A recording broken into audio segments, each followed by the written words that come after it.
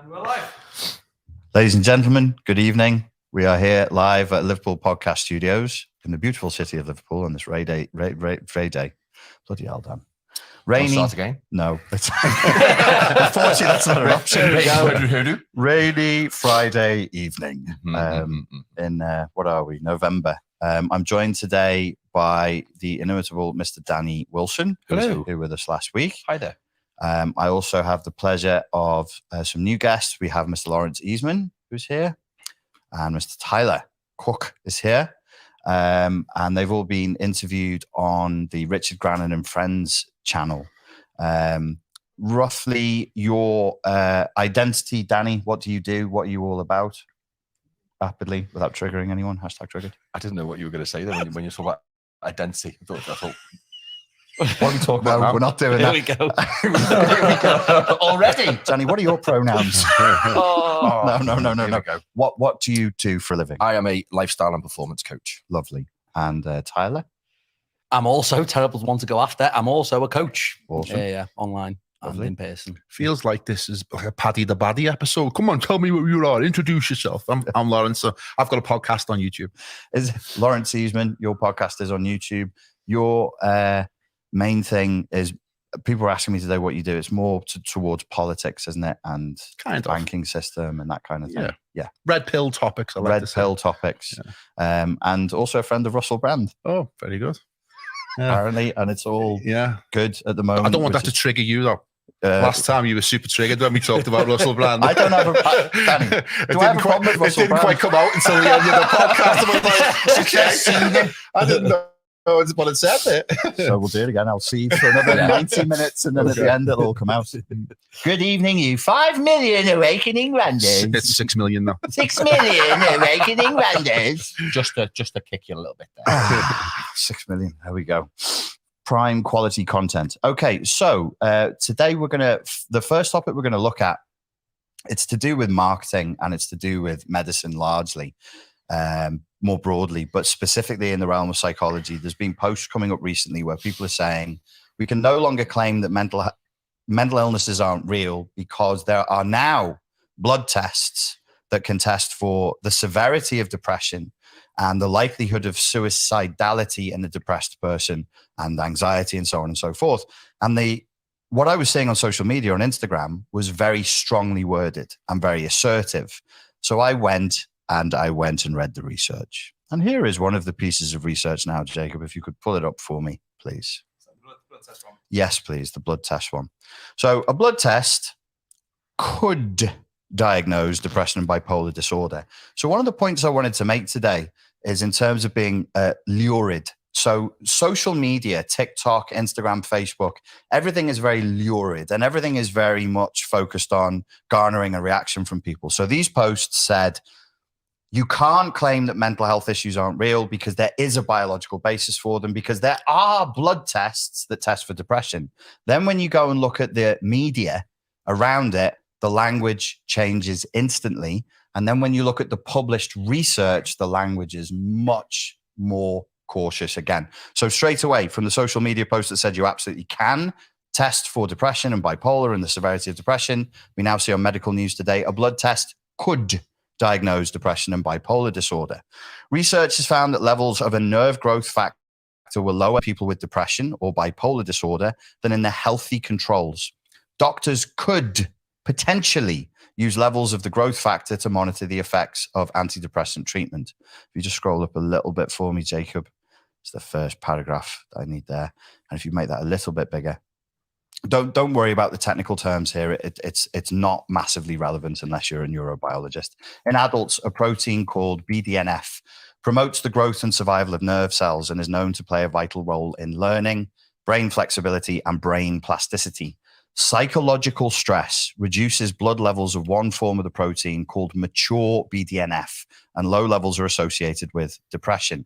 So what they then went on to do is to start looking for low levels of BDNF and to see if that was a good way of dictating depression. Could you go to the next link, please? When I started to... Yes, please. Thank you. Marvelous. The guy's name, could you just go to the right and under the picture of that gentleman holding the vial? I want to get his name. Niculescu. Good luck. We should never MD. ask. Niculescu. Nico, as we call him in the hood. I presume an American Romanian. Niculescu looks like a Romanian name. So when I actually started to get more into the research, and I'm not a neurobiologist, but just reading what's written here, if you could go to the top paragraph, please. So it's worldwide, 1 in 4 people will suffer from a depressive episode in their lifetime. While current diagnosis and treatment approaches are largely trial and error, a breakthrough study by Indiana University School of Medicine researchers sheds new light on the biological basis of mood disorders. This is led by Xalinder B. Niculescu, MD, PhD, professor of psychiatry at the IU School of Medicine. Could you scroll down a little bit, please? So the work builds on previous research conducted by Niculescu. He's been at this for years, looking into blood biomarkers that track suicidality as well as pain, post-traumatic stress disorder, and Alzheimer's disease. He says, we've pioneered the area of precision medicine in psychiatry over the last 2 decades. So he's letting you know that this is his field of specialization, and he's been at it for decades, particularly over the last 10 years. This study represents a current state-of-the-art outcome of our efforts. This is part of our effort to bring psychiatry from the 19th century into the 21st century, to help it to become like other contemporary fields, such as oncology. Ultimately, the mission is to save and improve lives. So there's 2 points I want to make here. And I'm not saying that this work isn't valid. And I'm not saying that the gentleman, Dr. Niculescu, isn't a sincere man. But to me, maybe I'm cynical, I don't know. That to me reads like a pitch to venture capitalists for a business. Mm-hmm. They're saying, we've done this research, we specialize in it, and we have this vision. And the study is positive. This is what you would say to a group of venture capitalists. All we need, ladies and gentlemen, is a little bit more money, and we can make psychiatry just like oncology. Now, here's my question. Why would you in a sales pitch assume that making psychology like oncology is a positive outcome? The medicalization of psychology is not necessarily a positive. Psychology ultimately is a branch of philosophy. Trying to make it into a science and trying to make it into medicine is dangerous. As late as the 1930s in America, there was a psychiatrist, state mandated and legal. If you don't like graphic descriptions of mutilation, switch off for 30 seconds. In a psychiatric hospital, he was removing patients' teeth and cutting off their breasts up until the late 1930s, because this psychiatrist believed that's where their insanity lived. We have no evidence whatsoever for a biological basis for any of our descriptions of insanity, mental health issues, whatever the current politically more correct term for it is. You're not supposed to say insanity because it's considered derogative, whatever. But this is the way it is. These are models of reality. They're not reality itself. Nobody's saying depression doesn't exist. Nobody's saying your anxiety isn't real or your mental health issues aren't real. But the idea that we should just go along blindly with the suggestion that it's an absolute positive to turn psychiatry into oncology, to me, is deeply sinister. This medicalization of psychology at best is comical. It's comical. It becomes totally absurd. And at worst, it's sinister. I'll just finish with this, and then I'm going to hand over to the panel with some questions. My fear is that we could end up in a totalitarian communist-style dystopia.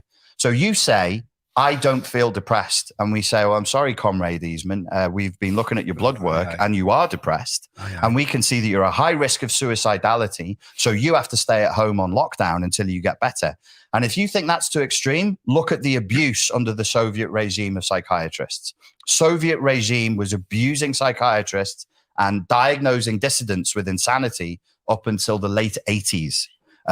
Romania, where this gentleman is presumably from with a name like Niculescu, they did the same thing. They were abusing psychiatry not as late, but up until the 70s. If a psychiatrist in Romania said that you as a dissident were mentally ill, they could put you inside of an asylum. The other side of the coin with this, which I think is also very sinister, what if you turn up and you say, I'm depressed? I'm absolutely severely depressed. and we take your blood and we say, well, I'm sorry, Comrade Wilson. Your blood markers say, I'm sorry, but your blood markers say you're not depressed. Off you pop. I'm for this. If we can find a way using biology to help people to overcome their mental health issues, I'm all for it, but not like this. And you've got to remember the fields that we're looking at now: neurobiology, the biology of the brain, and endocrinology, neurotransmitters and hormones. These are fields of study that are in their infancy. Nobody should be making bold, assertive claims about either of them. So handing over to the panel, I'll start with you, Danny. Okay. When you see that story in my description of it, what do you think? I think you were very passionate about that. I get a bit passionate. I started sweating through the forehead then. I felt a bit same. nervous. Did you? Yeah, I thought you were going to start. I was hunting. I hate communist dystopia. Why didn't you say fascist dystopia? It's because you shave up the sides of your head, isn't it? I didn't know if you were going to kick that table at one point. I've had enough of this. Yes, and another thing. Sorry about that. I agree with you. I think these type of tests, they're very, very dangerous. Yeah. I think we know that you can positively or negatively alter your body's chemistry through training, through nutrition, through thought, through experiences, through relationships. Therefore, if you have this blood test taken just after you've split up with your missus, you've had no sleep, you've been eating a load of crap, and you've been bladdered for a week, your blood chemistry, your brain chemistry, everything about you is going to be completely different. Yep. And it is going to be in favor of someone who's not having a good time. Yes. However, if you flip that around, like you've said, and you take this blood test and someone's having an absolute fantastic time, and for whatever reason, there's an abnormality on the blood test, and they say, no, you're depressed. Yeah. It's like, oh, okay. Well, now I am. Yeah. I was all right just now. Yeah. You believe the authority of the medical practitioners. And I think that's a little bit where science pushes us a little tiny bit. When we've just had 2 years of follow the science, trust the science, and now it's like science wasn't that right. It's like, but it was the other day. Yeah, just a week ago, it was gospel truth. Yeah, and now it's absolute. Let's close the world. Oh no, we read that wrong. I'm afraid. Yeah, open everything. So it's dangerous, I think. Yeah. Tyler, what do you think? I think I was originally fascinated when you first said it, because I have no idea what we were going to talk about. And originally I was like, wow, if we found a blood test that can diagnose mental health conditions, that's wonderful. Yeah. But obviously I was very skeptical, because I thought, the brain has as many neurological connections as there are stars in the universe. And you're very right. The infancy in which we are in understanding it is massive. And it just reminded me of, when they do them intolerance tests and people get a blood test of intolerance. I've had clients do it millions of times. And it comes back, I'm allergic to this, 60% allergic to carbs, I'm 22% allergic to milk. And you're like, what's the validity of this? But because they sent the blood off in a little tiny tube, they are a bigger authority than anybody else could possibly be. And that's why I'd see the fear in it. If it was true, 100% reliable, etc., it would be a wonderful discovery, wouldn't it? But obviously, it's almost like modern magic and shamanism, isn't it? It's shamanism. Once the blood is in the vial. Yeah. And where did it go? I sent it to a laboratory. I give this man my blood. Do you understand me? My blood. He knows, It's stuff like you mentioned, mate. You'd say science has been very scary for the past 300, 400, 500, 600 years. Some of the stories you hear, World War II, World War I, you got to be very careful giving scientists free will to do what they want to do. And obviously, it's very scary. It's a very scary prospect. Yeah. Lawrence, what did you think? After the last 3 years of the health crisis that we've been through, I don't believe a damn word they say. My default position is that they're lying, or it's faith healing, like you said. I think it's just sophisticated Western shamanism masquerading as this infallible scientific method. And, you only got to analyze a little bit. It went from can determine mental health to could. Yeah. It could be in the absolute opposite word, isn't it? Could means that it could and it couldn't. Well, the Instagram post was saying, hey, stop saying it's not. We absolutely have blood tests for depression. Then you go to could have, then you go to maybe one day we will if you give us some money. So it's not definitive. It's not a test, is it? And I think it's just another way of big pharma finding conditions that they can categorize, legalize, so that big pharma who are behind the psychiatrists can then produce the drugs or medicine, and that then they can make the money from it. It's just a money-making operation. And there's no denying that people are depressed, but maybe the question is, why are they depressed? Yeah. You put a pig in a tiny box and that pig's going to be totally and utterly depressed, because, all living creatures are meant to be out in the open, aren't they? And captivity is the thing that will bring us down. And I think a lot of us have, being in captivity over the last 3 years and socially isolated and all those things, all those social, economic factors are the things that are bringing people down. So rather than pumping people with drugs in order to mask the pain, maybe we need to go back to basics and what it means to be alive and what it means to live our lives, 100%. 100%. What do you think of the idea that we're pigs in boxes? Are we pigs in shit, or are we just normal pigs? We're pigs in a shitty box. Pigs in boxes are given Valium, right? They're given Valium so that the stress of the environment is more manageable, especially in China, where they have, like the literal cages where they grow them and they kill them and they never leave a cage that big. They're pumped with Valium in order to, alleviate their stress and depression. I think that's what's happening to us, is that we're put in these boxes and we're confined and give them remove human connection. Give them drugs. It's the quickest way you can fuck someone dead over. Because when we're removed from our fellow man, that's the first thing that will drive us down. Yeah. I think that's why I say you can't really divide psychology from philosophy. I'm not trying to be obtuse. What I'm like. Well, it was originally part of classical philosophy, wasn't it? Psychology. It's 100%. Only been, all pulled apart. Yeah. Nietzsche was saying back in 1885, you're reading the words of the first and best psychologist, because he was an egomaniac. Back in 1885, Nietzsche's absolutely a philosopher, but it absolutely was considered. Psychology was a branch of philosophy. And I think the philosophical questions haven't gone away. And I want to bring philosophy to it. So when a doctor says, I want to turn psychiatry into oncology, I say, well, excuse me, philosophically speaking, show me where the cancer is. If we're doing oncology, are you saying depression's a tumor? Yeah. And if so, how do you come to that model? How do you come to that conclusion?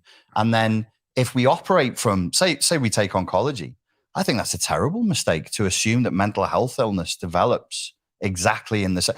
I would explore it. I would be open to exploring and having the conversation. This is how depression develops like cancer, but it shouldn't be de facto. They don't know anything. They don't. Yeah. They don't know anything. They can't tell you what a tumor is. They can't tell you why cancer, happens. It's just all pulled out of magic tricks, pulled out of hats.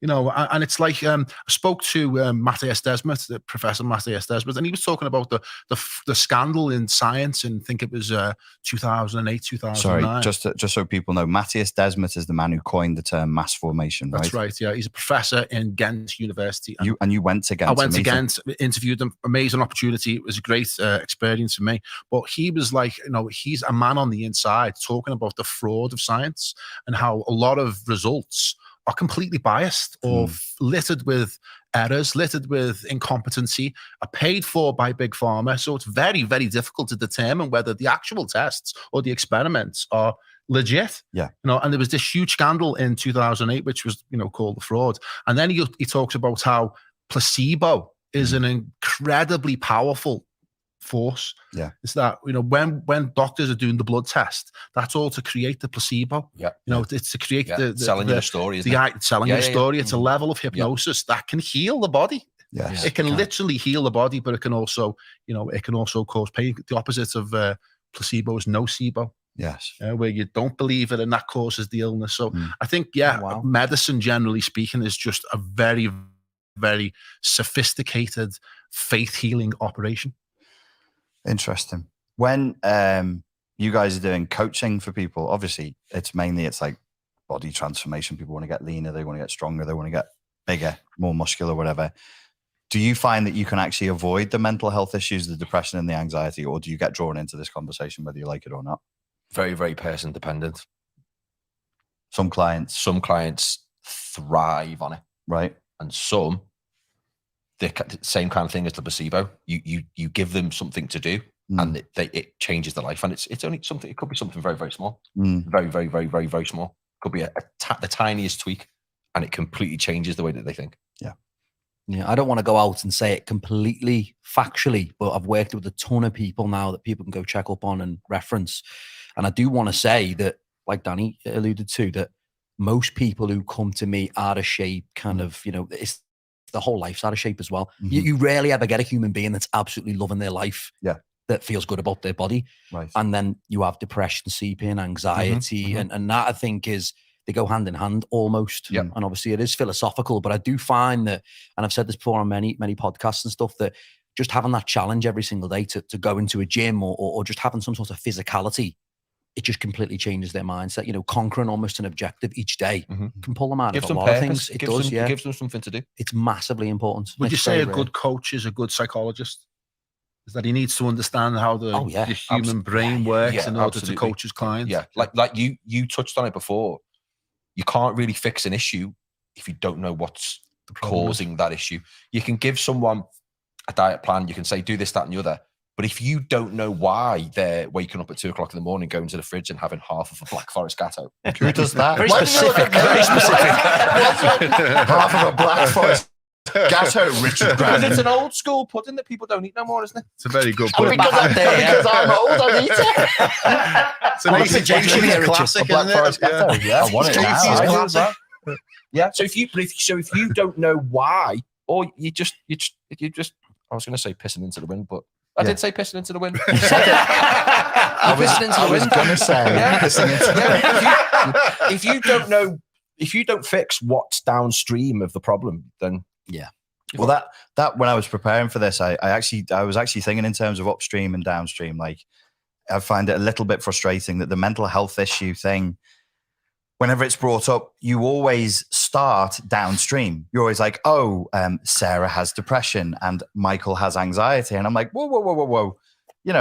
As you alluded to, what if our culture is depressive and anxiety inducing? It's got to be. It's a symptom, isn't it? It's a symptom. Yeah. It's not. Sally doesn't have a problem. And to say individually that's in her, so we better give her drugs or we better cut off a bit of her frontal lobe as they did with Rose Kennedy. Did you know that JFK's sister was lobotomized? No, I didn't. Yeah. For what purpose? She was mouthy. She was mouthy and she was rebellious. And the father was an ultra strict narcissistic psychopath. The guy, Bobby and Jack Kennedy's I love father. JFK. Yeah. He was a horrible man. Back in the good old days when you could lobotomize people. If one of your daughters for stepping out of line. If one of your daughters kicked off, What did you just say? He made his money smuggling booze, didn't he, during Prohibition? Yeah. So he was in with the mafia, in deep with the mafia. Rose Kennedy had too much to say, and they lobotomized her, and it was legal, for good. Totally legal, and that's got to be 50s. That's the 50s. It's funny how you say a lot of these things about medicine, and if you look historically at medicine, it's utterly terrifying. Yeah. Like, I couldn't think of anything worse than going to I don't know, they called it a madhouse back then. I'm being careful here. Called it a madhouse, and then essentially lock you in there, even if you were completely sane. Yeah. But it's like people put a lot of trust. I mean, I'm not an anti-modern medicine guy by any means, but I am a skeptic in some instances. But it is mad how we're so trusting of almost a field that has been so naughty. Yeah. It's got a lot. It's got away with a lot of stuff. Oh, it's got a very dark. In the past. 50s, your doctor had a favorite cigarette. Yeah. And he'd say, what was it? Only doctors smoke Marlboros or something like that. I can't remember what it was. And I was just like, you've got to be very careful who you put your trust in. Oh, there's adverts out there saying it strengthens your throat, makes you healthier if you smoke cigarettes. Sigmund Freud was a cocaine addict and used to push cocaine. He was where he did. So he was a good fella. That's cocaine wine. He did. Yes, he was a proper good laugh. We had Siggo on there, speed dial, didn't we? Siggo, give Sigmund a Siggo. Can he do 3 for 50? 3 for 50. You know when you see them joke Instagram quotes and it's like 3 for 50, Sigmund Freud. It was actually real. It was actually real. It's not a joke. Didn't he? That was one of the things that affected his mouth cancer, wasn't it? He would get high on cocaine and then relentlessly just chug cigars off his barnet. Writing books. Poor fella. Yeah. Jacob, I have a third link here to www.nature.com. We'll be careful. And I have to be honest with you, I don't know what it's for. Could you please pull it up? Not be like a naturist candidate. That's okay. I did see the Daily Like bit. I was interested in that. Genomics. What did I want to talk about? Could you go to the abstract, please? Just make it a little bit bigger. Oh, this is the same gentleman, same project, Mr. Niculescu. It was really just to show you it's more of this kind. Anybody feel free to go and look up the research. Don't be intimidated by research. As I said to you last time, published research is supposed to be written in a way that non-scientific people can understand, so you can at least get through the abstract. So go to Google Scholar, look up the research and read the abstract. It has to be written in a way that anyone can understand it, or it's rejected when it goes through peer review. It's reviewed by other scientists, peer review. They refuse to publish because it's not understandable. You cannot obfuscate your findings with technical terms. Just quickly, mood disorders, depression, and bipolar are prevalent and disabling. They're also highly comorbid with other psychiatric disorders. Currently, there are no objective measures such as blood tests used in clinical practice, and we would love to have them so that we can increase our authority and mental domination over. That doesn't say that, Dan. You put in words in people's mouths. Could you go to the bottom of that abstract for me, please? Stop it, Daniel. Can you go to the bottom? And he's giggling. 45 years old. Bloody hell. Okay. Finally, we provide. You're right. You giggle too. Finally, we provide an example of how a report to doctors would look for a patient with depression based on the panel of top biomarkers. That's what I wanted to bring up. Tyler, if I come out with a supplement that boosts somebody's testosterone and it says within the ingredients what it is it still legal to say proprietary blend, or do you have to announce what your proprietary blend is? I still think proprietary blends are a thing. Is it in the United Kingdom? Yeah, it they is. are, yeah, I mean, it's almost like not legally frowned upon, but it is, isn't it? Like a good bodybuilder or fitness person would go, oh, I don't want that because it has a proprietary blend. But they're still legal. But any company that uses them, it's kind of seen as, why would you hide what's in your amazing formula? Yeah. If you look on the back of a packet and it just says proprietary blend, then you don't. Why would you hide what you want? And like that doesn't really make sense, right? And there was a bit of like, obviously, when I was younger and I was getting into supplements, and I would take the stuff and I go, oh, proprietary blend, I'm sure that's fine. Obviously, I didn't know what the hell it was. It's like magic, isn't it? Oh, we've put our special magic proprietary blend in there. Yeah. I'm not saying it's the same thing, but the word biomarker is also a little bit artfully vague, and it feels like sales language to me, because this Mr. Nicolescu and his group of researchers, they have their own biomarkers. They're not universally accepted by everybody within science. They've identified their own, well, we can say proprietary just means ownership, right? Like property. It's yours, right? Proprietary is yours. They're hiding it for the benefits of that. So they can't tell you what it's in it because they think you're going to steal it. That's their mark. That's why it's proprietary. Yeah. So they will tell you if you go and look up what their biomarkers are. I tried to read it and I couldn't get through it. It's too technical for me.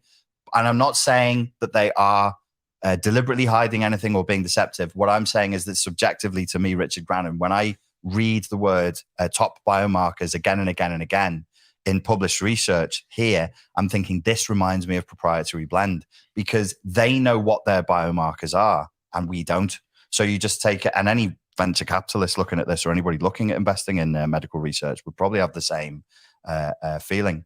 It's like Apple, isn't it? Apple is proprietary software, so we don't know what's in the software, whereas open source, everybody can look at it and see if there's anything wrong with it. If it's proprietary, it's hidden and it's secret. We don't know what's in it. I guess they'd say that's for their benefit, so no competitors can steal it, when in reality they could slip something in. But you don't know what's in it. There was proprietary blends of the thing that people were given over the last 2 years that I can't say out loud on YouTube, weren't there? And there was issues over that. Should it be made public? Should it be kept proprietary? Capitalism versus socialism. What should we do? So this kind of thing, it interests me, and I see straight. Again, I could be paranoid. I could be excessively cynical, but I just see money. The way this is phrased, I'm just looking, this is money. This is a sales pitch. They basically are, well, they're just sales funnels, really, aren't they? It looks like a sales funnel. That's what they are. So this market research is a sales funnel. They are, aren't they? At the bottom it says, give us your email here, and we'll tell you what the proprietary biomarkers are. Sign up for our newsletter. It is, Download my free guide on 12 depression and bipolar. Come on my webinar. Could you scroll up a little bit, Jacob? It's down. Sorry. Overall, our studies provide objective assessments, targeted therapeutics, and monitoring of response to treatment that enable precision medicine for mood disorders. I'm sorry, that's a sales pitch. What the hell's that? A Shakespeare quote below it? Yes, it's it then gets into What the hell? a philosophical discussion of scroll down. Sorry, It is. Jacob. Introduction. Oh, there's a It few. actually is. How weary, stale, Carlyle, flat, and unprofitable seem to me all the uses of this world. And then it goes into the sales pitch. What is effectively reads to me like a sales pitch. Thank you. Squeeze page. The squeeze. It's a squeeze It's page. creating, in the a sales it's funnel. creating the problem, the customer, the squeeze. solution. It's got it all, hasn't it? What? Just to reiterate, don't be intimidated. Read the published research. Read the abstracts. We're talking psychology and psychiatry today. You could also do this for the issue that we all faced for the last 2 years. Don't be browbeaten. Don't let people tell you just follow the science. There's no such thing in science as just blindly following the science. That's not science. That's religious dogmatic orthodoxy. You don't submit to science. That's not what science is for. Question the science. Question the science. Absolutely. A scientist would tell you that. That's what A moral one would. a real one would. Yeah, yeah. A real scientist would. And all they would say is you can question anything, but follow the methodology. You can't just pull it out your bum and be like, oh, I don't believe that because lol. You've got to actually follow the methodology and do your own research.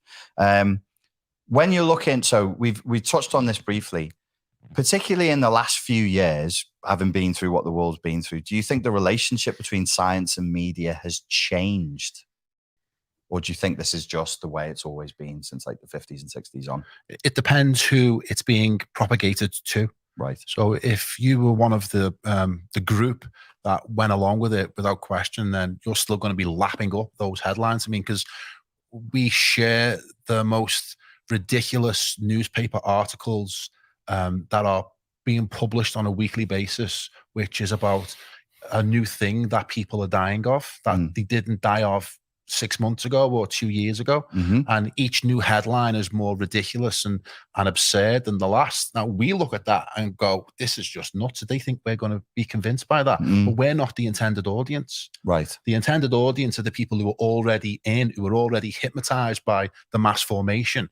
And to mask maybe what's going on behind the scenes, they have to come up with this, this ridiculous narrative that they keep spewing forward. But in terms of my relationship with science is completely shattered. I'll never trust them again. Right. Well, at least the system that is being projected now, and the media just do what Big Pharma tell them to do, don't they? They're in the pocket, it appears. Yeah. So it's a dangerous combination to have an industry with such wealth and power, which is Big Pharma, and a media which is so centralized and controlled that they're able to program the minds of entire populations. I mean, it's probably the worst problem we face today. The fact that we're being subjected to mass social conditioning every single day. Yeah. And if you haven't broke free from that for whatever reason, then you're still going to be in the loop. So that's like the blood test being sent off, or it's the doctor giving you the news, or whatever it is that your mind is programmed, or at least conditioned, to go along with these stories in order for you to get some psychological relief, which is what mass formation is. It gives the population an actual psychological relief. It's not, it gives them a benefit, an emotional and physical benefit, which is why they're all in on it, because they get a kick out of it, When you met Mr. Matthias Desmet, what did he say the percentages were for people who go along? There are percentages given for those who go along with the mass formation. 30% are balls deep, right? And will always be absolutely committed to the mass formation. You can't wake them up. They're in, and they're lifers, if you like. Yeah. Then there's 30% who will never accept it. Yeah. And will always resist and speak out against the formation. Here we are. And then there's the 40% in the middle, which is what the battle is over. Because in a democracy, the mob wins, doesn't it? The mob rule. So they only need 51% in a democracy. So that 40% in the middle is what the battle's over. Okay. So on one side, we're trying to, raise the alarm and bring new information to the debate and the conversation in order for people to make an informed decision.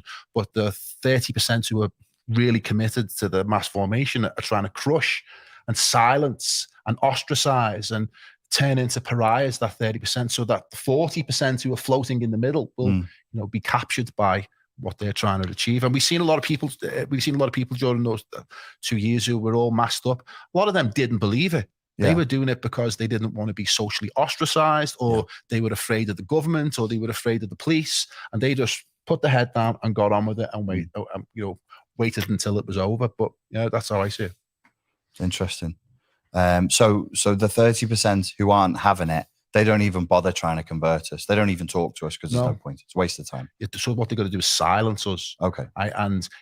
So what they were doing as well is that it was like a concentric circle. So there's probably, of that 30%, there's probably concentric circles of more and more hardcore. Yeah. And they were trying to pick off the outer rings of the 30% who may be wavering or a little bit scared. So there was, specific type of projects that you could see were aimed at trying to, flank off parts of that 30% to whittle it down even smaller. Because we were told that, the people who refused to take the magic juice, right, is that it was only like something like 8% of the country. And that was lies in order to make everybody else think, oh, it's just a little tiny rump. Yeah.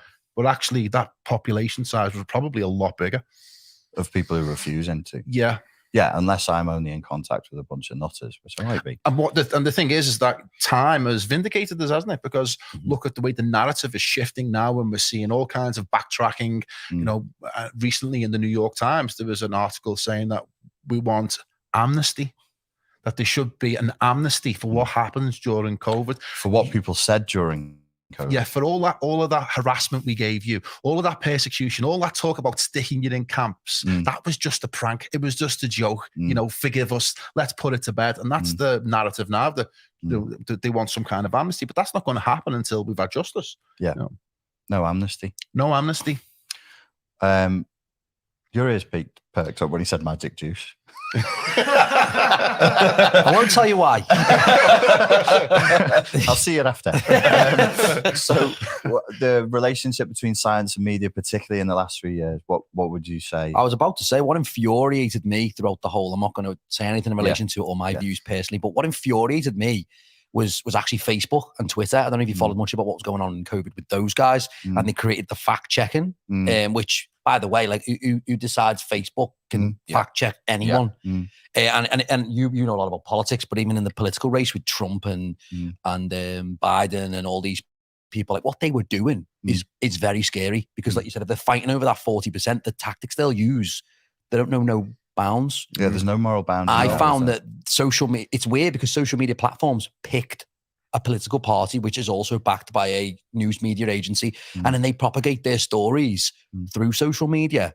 And from what I saw, every social media platform seemed to be leaning toward the do this narrative. You have to do this. And I found I was infuriated by even a mate of mine making a post, free speech, to say, I don't like this. This is why.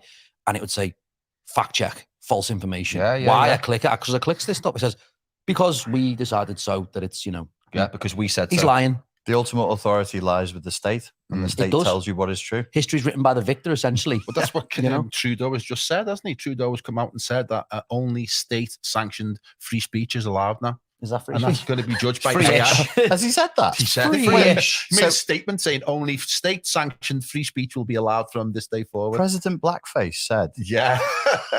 Look at what they did to Andrew. I know you didn't want about Andrew Tate. Like, how can you take someone off the internet, or Trump? I think that's ridiculous. Well, and also, like throwing your toys out the pram, isn't it? Well, with Tate, I think it was part of his plan to get knocked off the social media platforms. I think he wanted to make himself a pariah, and I do think that was part of his plan. It was wild, it was reckless, and whatever. But what I found sinister, not that he was removed, but they did it at the same time.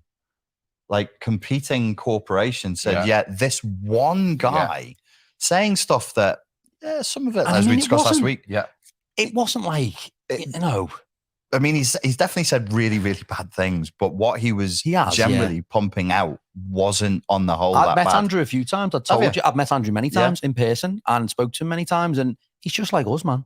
He has views on everything. He's strong about his views, but he never said anything. Always treated my partners with massive respect. It never seemed like that to me. He's just a master troll, and he knows how to play the internet. He was trolling, which I think is a mistake. I don't think he needed to do that in order to get where he wants to go, but that's what he did. And when people clap back and say, well, what about this? What about that? What about that? That's why he's banned off Twitter. Was the hashtag kill all men banned off Twitter? I don't remember kill all men. After that was, surging and becoming super popular. That never got banned. So compare what he said to basically calls for genocide, and you could say, well, they were only joking. Well, so was he.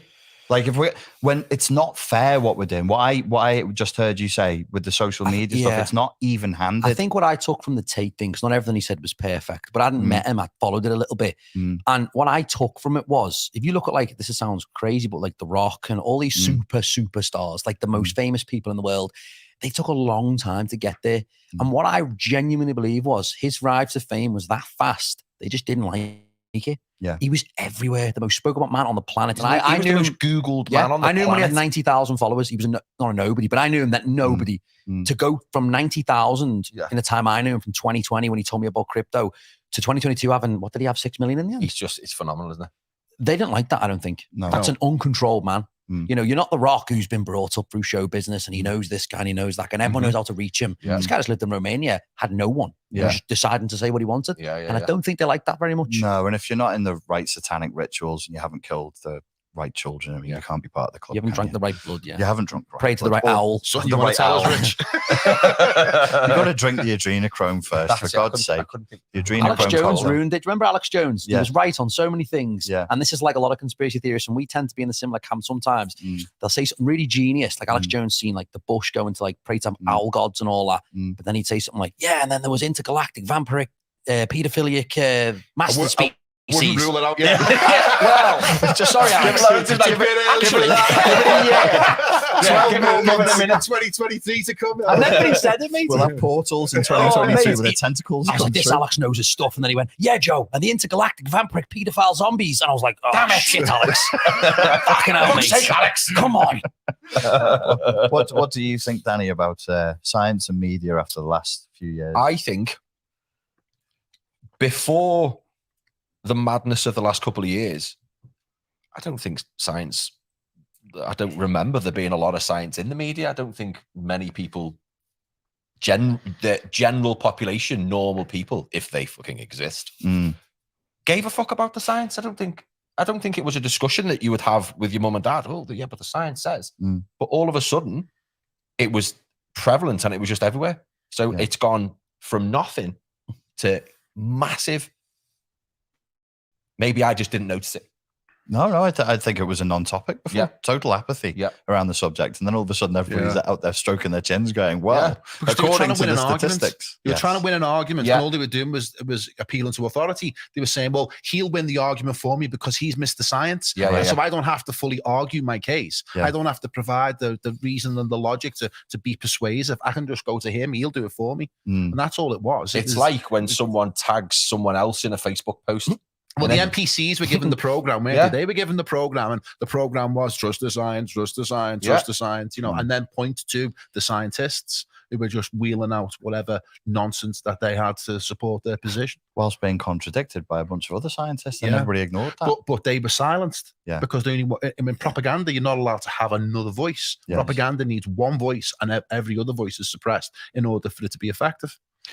I wasn't during that period, I didn't fall out of love with the science because I had to do bits of research to get my degree. I studied psychology as behavioral psychology, and we had to run scientific experiments. And to me, it was always like that. It was always a brawl. Like science is a messy, dirty brawl of people trying to take each other out and falsifying their statistics and all that.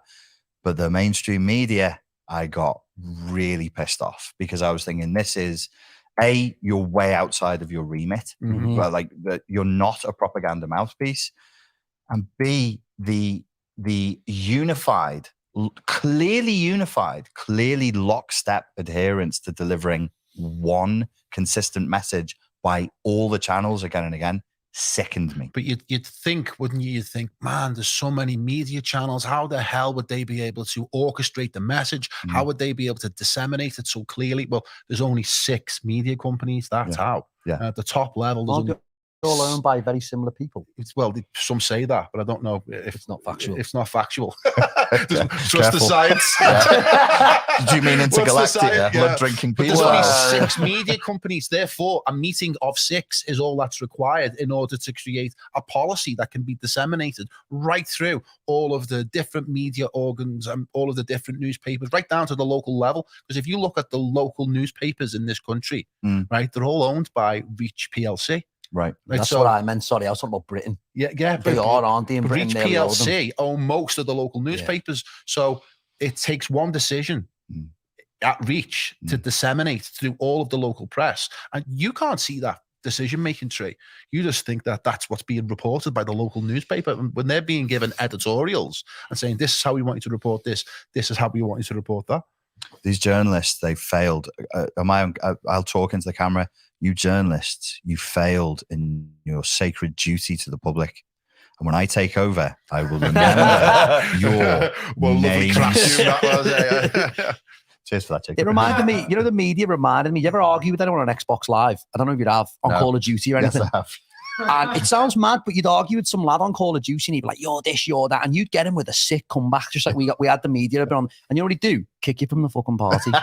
That's what it felt like. Yeah. The media would go, this. And then we'd like eggs being bad for cholesterol. Yeah. Hang on, eggs aren't bad for cholesterol. Get rid. Fuck off. Not talking about that again. Yeah, it's just deleted it, haven't they? Yeah. Silenced you. Rather than giving you the opportunity to speak. So when you're arguing with your dad and you know he's done something he's saying you're doing. And then but he's like, oh, shut up. Like, it's like, well, I've got nothing else to say. If you're in a war, if you're in a war and you're in a cultural war, then you're not going to give your opponent the opportunity to speak if it's a war that's being won by words. Yes. Right. So when we're saying it's not fair, well, but at war, what do we expect is that they're silencing the opposition because the opposition can take away their centralized monopolistic power.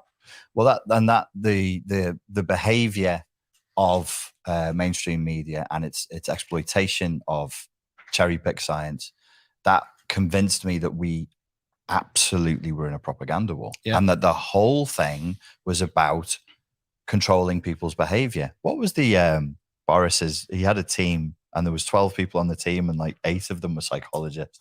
It was the Cobra. So the emergency response team. The name. Oh, they saw that on Marvel. Yeah. The emergency response team to a virus outbreak was mainly populated by psychologists and behavioral engineers. Why? Wow. Well, it should just be epidemiologists and virologists and statisticians and no one else. But majorly it was psychologists who were all scumbags. Wait, hang on. Hang on. I wouldn't include you in that one. No, not me, though. I'm special. Folks, if you want to ask us a question about that topic that we've just covered, I'll give you 30 seconds to smash one out with your thumb. Before I go on about Russia, because this is so similar and I'm so angry. We're gonna get to Russia. Are we actually going to go on that? Yeah, we'll go to Russia in a second. Yeah. So you can do that now. Make it 1 sentence long and ending in a question mark, and make it easy for us to read and understand. That would be appreciated. For bodybuilders to understand. Bodybuilders is one word. Thank you. Make it easy to read and to put down. So yeah, if you've got any questions on that subject, feel free to fire away now, and we'll go through them rapidly. As time is, we're 47 minutes in. Time is already fugiting. Tempus fugit, darlings. Tempus fugit. But feel free to ask, and Jacob will read them out. In just a moment, we are going to go to the David Icke ban. So if you could, I'm going to the Iconic Studios. I don't know, for people who don't know, I interviewed David Icke and nearly got kicked off. Well, that interview was kicked off YouTube, and I nearly had my channel deleted permanently for interviewing Mr. Icke. So this YouTube channel nearly didn't exist. That interview I did with him is still available on Rumble, I think. And I've worked for with his sons before, Gareth and Jamie, and will be at the end of this month again. So I'm just giving you the information up front. So I do have an opinion. There isn't it that like I've already adopted a side on this, so that you know that. Did any questions come through, Jacob? Quite a lot, yeah. So go ahead. Let's do that before we go to David. That was an incredible bit of fill in there as well, by the way. Yeah. Thank you. It was slick, right? Oh, you were making me nervous because you just didn't stop speaking. I was I actually stopped breathing. This guy going to breathe. I was breathing through my gills. Will Softmore asks, do you have any advice for people who have PTSD and CPTSD exacerbated from the lockdowns, etc.? I mean, I think the one of the major effects with the lockdowns was there was the gaslighting and there was the isolation. So in many ways, if you had complex post-traumatic stress disorder, it would have been exacerbated because of the circumstances. PTSD is usually singular and related to singular events. So you have like visual, auditory, and kinesthetic memories to a bad event. Complex post-traumatic stress disorder doesn't have as many visual, auditory, and kinesthetic memories. It has emotional memories in the body. And it usually requires that you're locked in a place that you can't escape, where you feel powerless, usually, to develop complex post-traumatic stress disorder. So the circumstances, if you're already carrying something from childhood and then you went through lockdown, the chances of it being exacerbated were extremely high. And we know this. We know that it was exacerbated because people's porn usage, their alcohol usage, their even like food, using bad food. And we were actively encouraged to do that in the UK. So every online shopping, every single addiction or coping mechanism that you can engage in massively multiplied during that time. What's being underreported right now is the wave of criminality that we're going through. We're in the midst of a huge crime wave that's being massively underreported, and it's driven by a wave of drug addiction and a wave of mental health issues. So some people got really anxious and really depressed, and they then turned to drugs and alcohol and porn and online shopping and all the rest of it. Some people went psychotic. So there were narcissists and psychopaths out there who decided the end is nigh, it's apocalypse now, where as soon as we're let out, we're going to absolutely go for it. And boy, have they been fucking going for it. I went back to the door, nightclub security earlier this year, and I saw a level of hostility and aggression that I hadn't seen since the early 2000s. The violence on the streets is much, much worse. The drug dealing on the streets is way more open in Liverpool than I've ever seen before. Like, I barely go out in Liverpool. I'll go out maybe for work to do this. And there's a couple of, like, I go to dance classes here and I recognize the dealers because they're just there grafting on the streets blatantly with, some of them wear masks, they wear balaclavas. But I've already identified them. I saw a lad the other day when I came out of a Vietnamese restaurant and I was like, oh, I know his corner. I know where he works. I know where he works. So there's no way the police don't. So it's rampant. It's absolutely rampant. There is like a mental health wave right now. What can you do? The work that you would normally do for CPTSD under any circumstances, the one that you have to do here. You have to regulate the emotional flashbacks. You have to deal with these negative superego injunctions. I have a course to help you do that. It's free. It's on YouTube. It's under Fortress Mental Health Protection. It's a completely free course on YouTube. Anybody can access it. It will reduce the worst elements of your CPTSD symptoms if you follow it. I went on again there. Anything from anyone before we move to the next question? Yeah, I think that's it for me, right? It's a really new topic is looking into trauma as a field. Yeah. And it's fascinating to me. Yeah. Really fascinating. And I always try to weave in new knowledge to my previous understanding. And PTSD and CPTSD feel like it's just trauma, isn't it? You know, people have been traumatized either through childhood or through, something that's happened in our adult lives. And I've been reading Bessel van der Kolk, who The Body Keeps Score. The Body Keeps the Score, The Body Keeps the Score. And his work on trauma is just, for me, boom. Yeah. One of the things that came from like the basic research I've done on it so far is that they found that something like 90% of people with drug and alcohol addiction have got some form of childhood trauma. Yeah. Yeah. And it's them reliving the trauma that pushes them towards their vices, which is what drug and alcohol addiction is, but also consumerism, isn't it? Yeah. Right. So so I started to have ideas about, well, are we experiencing mass trauma events? Right? Are these events, these big social events that we're seeing, deliberate? Yeah. In order to create more traumatized people or to reinforce the trauma people have already got in order to create willing, compliant people, right? That are consumers of whether it's drugs or the latest rubbish from China that we don't need. Yeah. And I think it's a really fascinating topic and subject. There is a percentage of people who, when traumatized sympathized will become more compliant and will become more submissive to authority. Because if you look back again, everything's one topic here, isn't it? Yeah. Everything's one topic. If you look back again at what happened over the last few years, I mean, it was a trauma event. Yeah. And a lot of people, the people who we mock, who were running around with the masks on and they were terrified. I mean, they had been traumatized by the event. Yes. No danger. So we, even though we're laughing at them, they're actually victims of a mass trauma event run by governments and beyond. Yes. Yeah. No. And yeah, I should say, in all honesty, that like a frank admission, it took me about 2 years to develop any compassion for that at all. Yeah. It took me 2 years in. I think we were into really getting into the end of 2021 and early 2022 before I was like, hang on a second. Do you know what it's like to be terrified? And I was like, yeah. Okay. What would you do to stop feeling the horror of terror? Well, you do anything. I mean, being terrified is awful. It's like Roy Batty says at the end of Blade Runner, it's quite an experience to live in fear. That's what it is to be a slave. You do anything to not feel that. And then I was looking at, because for 2 years I was like, this is just silly. I mean, this is just a hysterical response. And I was like, but if you really believed that by breathing the air, you could kill your family, you would act like that. And your whole emotionality behind it would be like that as strong. And it took me 2 years to wrap my head around that. It's like, what did you say then about the trauma thing?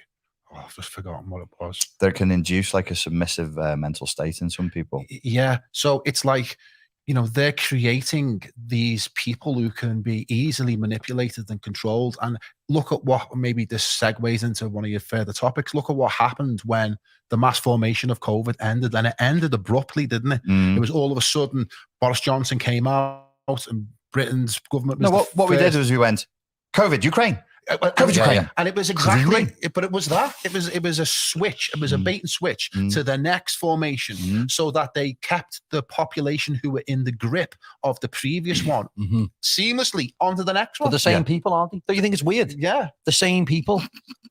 Yeah, it was incredible. That Ukraine one's just mad. Fucking mad. Ty's going to explode. I'm going to explode. Yeah. Ty's going to start throwing haymakers and everything, you drive smashing the TVs. TVs off. You see people with running a Ukraine flag in the garden or outside the pub, and I'm like, I just can't understand it. Well, I can understand it. I know exactly what it is. Yeah, they put their flags up before. I mean, I'm self-employed and I like doing research. I'm a nerd. I like to read. And I'm like, they put their flags up before I'd even had the chance to really look at a map, to look at the history, to look at the last 8 years, to look at where Russia is, the size of the armies. And they were like, Ukraine. But it was the whole NPC theory was proven to me, at least in that moment, is that the next idea, the next thing came along, the opinion was inserted into the brain of the NPC, and then they just repeated their orders, basically. 100%. I think one of the biggest threats we face at the moment, because people always say to me, oh, there's an epidemic of narcissism, an epidemic of psychopathy. Surely this is a threat to humanity. And I'm like, no, the pandemic of codependency and toxic passivity and fawning submissiveness, that's the threat. People are a wank sock for Satan's jizz, and they'll just take on anything he spunks right in there. But that's what I was going to say about, does trauma create slaves? Right? Is trauma the tool or mechanism to create slaves? Sorry, I missed the wank sock joke there. Wank sock for Satan's jizz. That's going on someone's Facebook. It would have been so much funnier. I'm trying to keep this sophisticated. If I'd kept a straight face, that would have been way funnier. Sorry, guys. That's going on I Facebook giggled at post. my own joke. Jacob, I got to sort that out. That's going to be the only soundbite that someone's going to take from this entire thing. You're a wank sock for Satan's jizz. Lawrence, you were saying. So, Lawrence. It's okay, I think you killed that off. I am making a meme out of that. Yeah, swiftly moving on. Rich training in a gym with a barbell. You're a wank sock for Satan's jizz. Keep training. I do think like people's brains have been gouged out, and they willingly, because it's painful to think and it's painful to have an opinion and to decide. And then it's just like, watch. And even people come to me with that. They're like, give us your take on Ukraine or on the thing that's happening in Iran right now. And I'm like, no, because I sense your greed to just have me give you the thing that you can then say at the dinner table to your friends. You come up with something. You think about it. It's lazy. It's an intellectual slob mentality. They want the opinion inserted. Right, deep. And that's what the media does each day. And that's why it's repetitive, because they repeat the message, they repeat the opinion, until it's being installed, until the program's being run and the software gets updated, doesn't it? Yes. Every so often they'll update it with the new thing. I follow the news a lot, especially because I do a bit of market trading.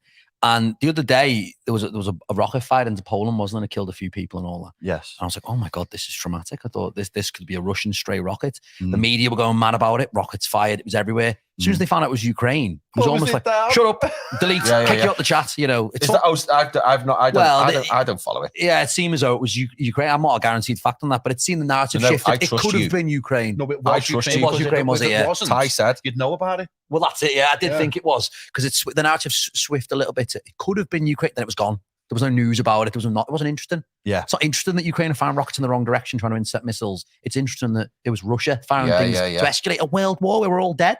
Yeah. No, but once, because I've got mates in Czech and I've got mates who've got family in Slovakia. So I was actually in the car with somebody's distressed mother in Slovakia, which is right. It's right there. It's front lines. Yeah. They're right next door to Ukraine. It's like a 12-hour drive across. Oh my God, Russia's finally fired on Poland. It's going off. It's, this is the annexation of Bosnia, World War I. And I was like, well, just stay calm. Give it a minute. And the question I was being asked is why be calm? And I'm like, because nobody wants this. Yeah, that's the thing, man. Nobody wants that. No. If you look at the numbers, as I say, like I like to go and look at the force of NATO. Just go and look at the sheer force that NATO has. It's obscene. The military might of NATO is obscene. Do you think Russia is really sat there going, right, comrade, what we need to do? Let's make hot war now. Fuck you, NATO. Let's go for it, boys. Yeah, and all this stuff that they've been saying. Oh, well, you might have heard it. I don't know, at the beginning of the year. The Russian foreign minister said they were going to set off nuclear weapons in the North Sea to create a toxic tidal wave that drowns the United Kingdom. Did you hear that? The tsunami. The tsunami, the toxic tsunami that would drown Ireland and the United Kingdom. Do you remember when the world was going to get annexed?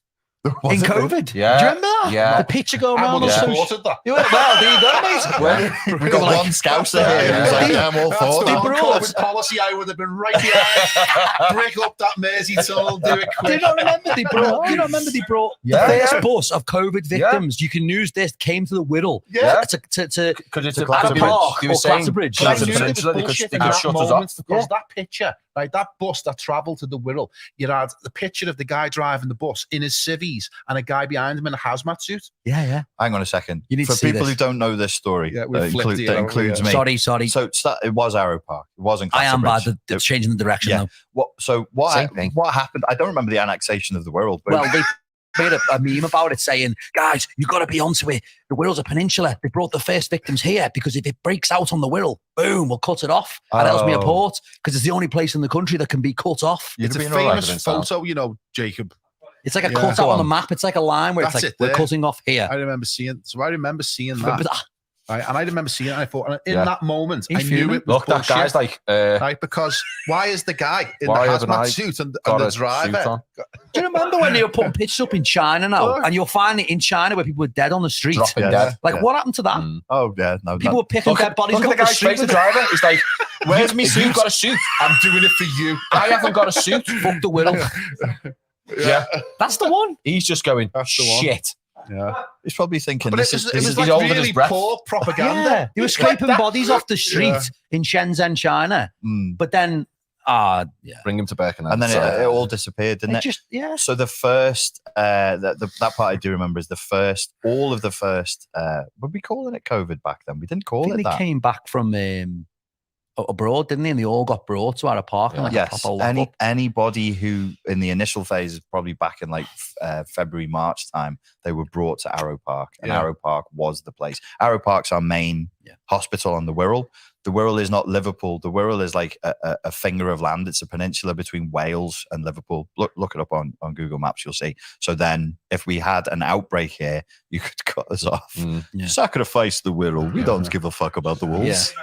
Yeah. Thank you. Not just for the Americans' sake. You assume too about much. The Wirral. Yeah. About the geographical literacy. So that's where they cut us off there. Yeah. That's the Wirral. That's the best place on earth. And that's Birkenhead, just so you know. Drop it right there and it'll float away. It'll float away.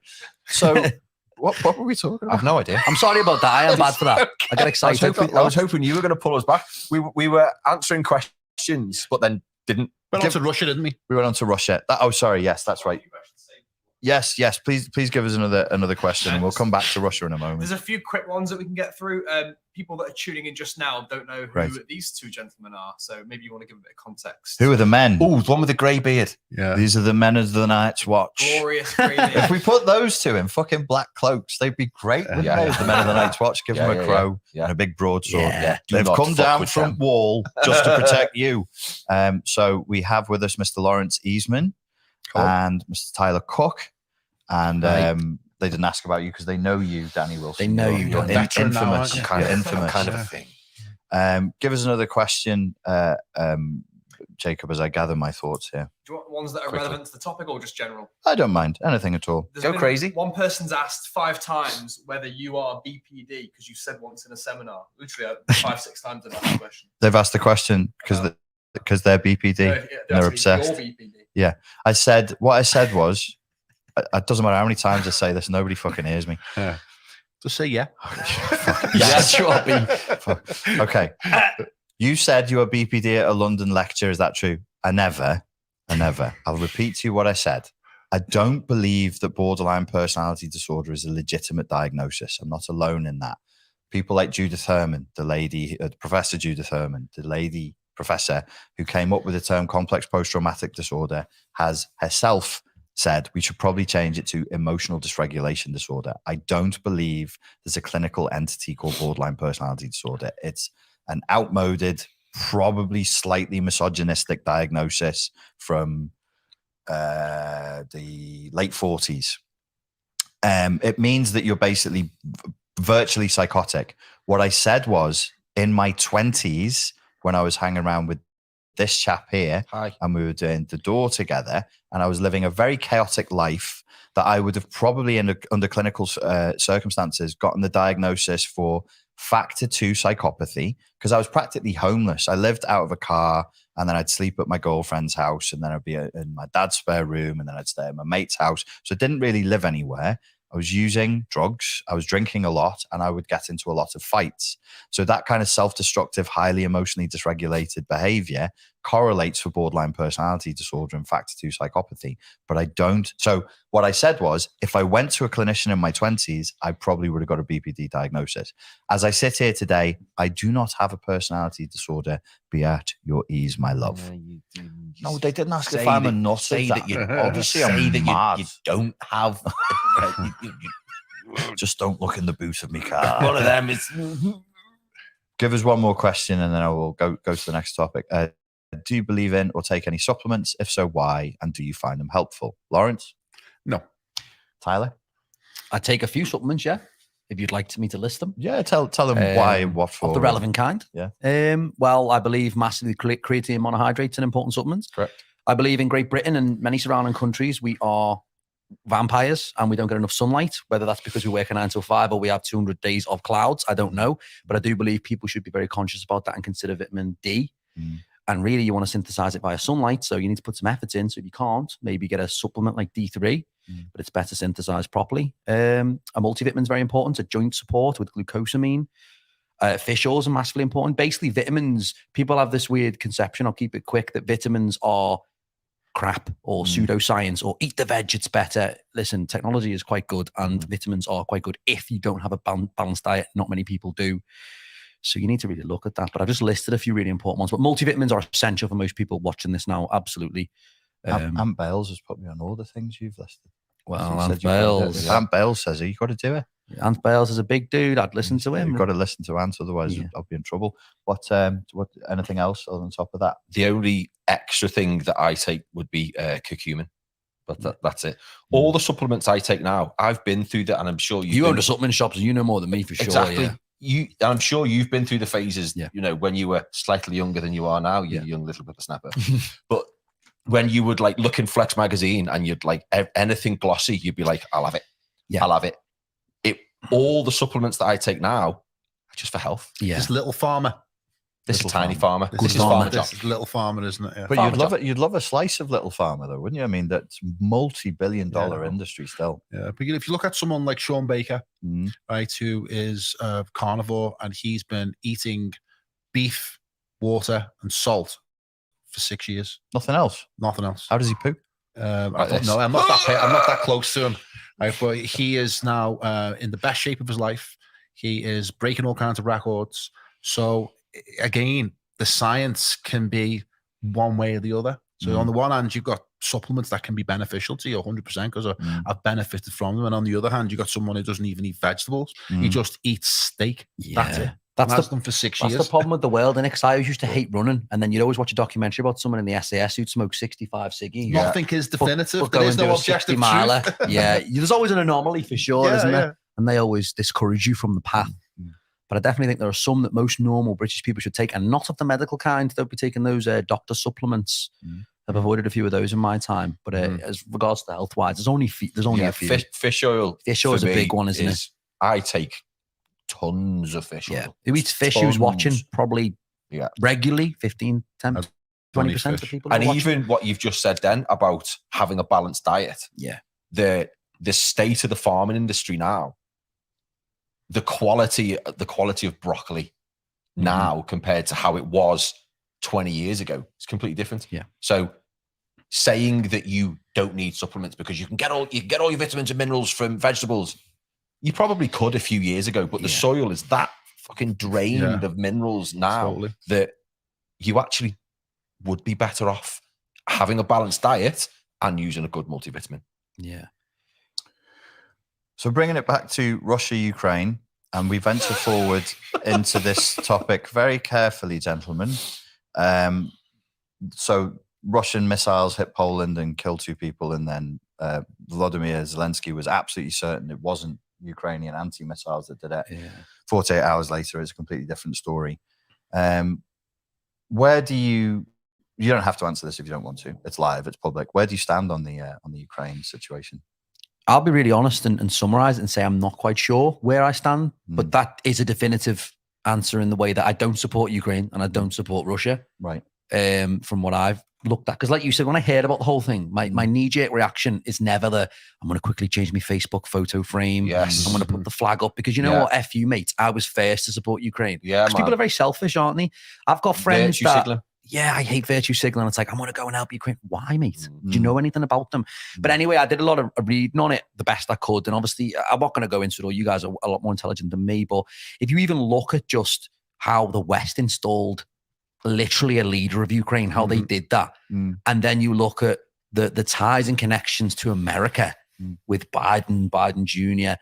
And it's like, and then you start looking at the way NATO broke every single rule really that we said we wouldn't, and completely continue expanding towards Russia to the point where they border Russia now. And like you said, the force is far bigger than anything.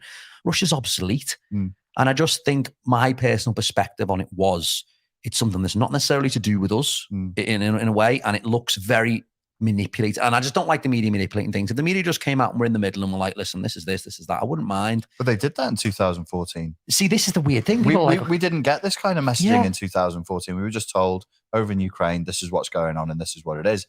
Now the media narrative is it's never bereft of, and this is how you should feel about it. Yeah. That's always built into the reporting. I'd love that kind of journaling, because someone asks you, what about the war in Ukraine? What do you mean the one that's been going on for 8 years? Because it hasn't really stopped. No. You know. No, it never stopped. In 8 years, it killed 8,000 people. So it's absolutely from 2014. And you ask why Russia at what we came? Well, Putin's an absolute megalomaniac, egomaniac that's got, cancer, and he wants to just leave his mark on the world and nuke it. And then you look at it and go, well, hang on, there's a lot of Russian people in Ukraine who they identify as Russian, their family is Russian, they want to live in Russia, they're on the border of Russia, they've been getting picked on by, or at least they think they've been getting picked on by Ukrainians. Whether it's true or not is irrelevant. You should always assess it all. And that's what annoys me. When you don't get those opinions, you don't say Putin's annoyed because he said this, he thinks his people are being targeted by Ukrainian forces and attacked and shelled. And they have. Well, there's evidence to suggest so. And I just wish that they just said that as well. Like if they just made one article one day and then the next was a bit more fair. But because they've been so anal about not being fair, that's what's annoyed me and made me look really deep into what is happening here. I rate this answer highly for non-cancelability. It was a good answer. Thank you. You're not going to get in trouble, Mr. Easy. Well, first of all, I'm anti-war. Yes. So I reject, all wars of aggression. Right? And, they're disgusting and inhuman. And we should recognize all of the innocent lives that have been lost so far in the tragedy that is in Ukraine, which is what it is. Mm-hmm. In terms of my position, I don't have one. I'm objective. Yeah. I'm trying to look at it as objectively as I can. Why do you hate the Ukrainian people? Oh, because I've been there once when Liverpool played Madrid. Liverpool played Madrid, and we drank them dry, and they wanted us out of there as quick as possible. No, it was. Have you been to Ukraine? I've been to Kiev. Yeah, oh, cool. Amazing city. Yeah, beautiful city. Yeah. So for me, it's like, it's clearly what's at play here are some major geopolitical moves in terms of the American empire under NATO, probably the British Empire, and what's remaining of the Russian Empire. And it's clear that the West wants Ukraine under their control, and that they're fighting a proxy war within Ukraine. So Ukraine is just there as a front because we can't declare war, as it were. So it's clear that they want control of it. And recently, I seen an article about the West or America's long-range goal for Russia, which is to balkanize Russia. Is if they win in Ukraine and continue on to Russia, they're going to split Russia up into 1 million pieces. So Russia will be no more, as it were. So if that's true, then the Russians have an existential threat for their very survival, and therefore they see it as a war of self-defense, which is the only honorable type of war, which is one which you're protecting, yourself and your family, your children, your nation. So I think it's complicated. I think it's going to get messy. I don't think it's going to end anytime soon, although there are noises, aren't they, coming out from Zelensky that he's ready to negotiate. I'm not sure that's true. And I know that during the midterms, on the day of the midterm election, is that the Pentagon called a meeting of all of the main military contractors in America to the Pentagon to say increase production of weaponry because this is going to be a long war of attrition. So it ain't going to go away. What the answer is, I don't know. Let's just hope that either Russia are happy with what they've captured and that the Ukrainians accept it, or it's going to go on and on and on. And the danger is that we get sucked in. I mean, it's got nothing to do with us, is it? Why are we getting involved in a war in Ukraine? I mean, really, why are we involved? What's the official line? Why are we so balls deep in protecting Russia? There's wars going on. Protecting Ukraine. There's wars going on everywhere. Why is it this war? Why is it this conflict? What's actually going on? So, because we just formed a special trade agreement with them. Boris Johnson went over to do that in September of last year. Yeah, but this relationship obviously has a lot of history, doesn't it? It's going back, and if you look at the Great Game, which has been going on for the last 350 years, is a war between the British Empire and the Russian Empire, and for various phases of it throughout the last 350 years. And I believe this is the next phase of it, where the British Empire is projecting power through the American Empire. I don't think Britain is just a junior partner. I think we have a lot more influence through the intelligence agencies and other factors that we're probably the ones in the driving seat, largely. I have no hard evidence for that, but I suspect you're right. I have this subjective suspicion that that's actually, when you look at all the pieces on the chessboard and the flavour of the movements and that, I'm like, I think Britain it pretends to be weaker than it is. If the West wins the war and takes Ukraine, then does that signal the end of Russia? Does that signal the end of Russia as a threat to Western hegemony, to the unipolar system that Putin is complaining about, which he wants to replace with the multipolar world? Yeah. So it's going to be interesting how it plays out. Two careful answers there, Dan. Danny, over to you. Yeah. Wank socks coming. Yeah. It's live, Dan. Was the jizz sock before? I don't really follow the news anyway. Yeah. And two, I've got nowhere near as educated as opinion as these two. Okay. So what do you want to talk about now? I'm jealous you don't get triggered. I'm jealous. I only know about it because I'm furious. No, I've got two little boys. I didn't want to know, mate. Yeah. I think the only thing that I've to sort of echo what you said, war is bad, and to invade somebody else's country is barbarism. Yeah. However, why wasn't Putin given the assurances that he asked for repeatedly through diplomatic means at Ukraine won't join the EU. It's very easy for us to say it's not joining the EU. Bosnia, Serbia haven't joined the EU. Why the hell would the Ukraine qualify with the next 24 years?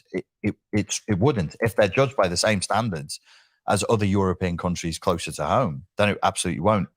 Why wasn't he offered the assurances that it won't join NATO? Just tell him it's not joining NATO. Not now, not ever, not going to happen. It's a reasonable request. The West are specialists in provoking another party to make the first move. Yeah, it's called reactive abuse. Because then it's no longer a war of self-defense under international law, because you've made the first move, you've made the first punch.